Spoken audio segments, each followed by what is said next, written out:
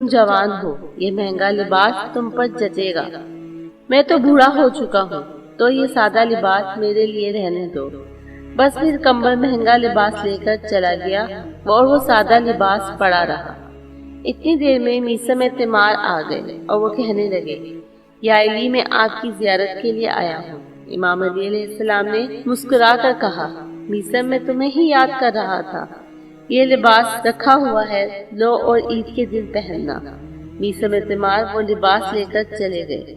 2 दिन गुजरे और फिर ईद का दिन आया तो इमाम अली अलैहिस्सलाम ने वही पुराना लिबास जो जगह जगह से पैबंद लगा हुआ था और वही पुरानी चप्पल जो जगह जगह से घिसी हुई थी पहनकर मस्जिद की तरफ रवाना हुए और ईद की नमाज पढ़ी और फिर मुसलमानों से ईद मुबारक कहा और वापस आ रहे थे तो रास्ते में कुछ लोगों ने कहा, या अली, आप तो वक्त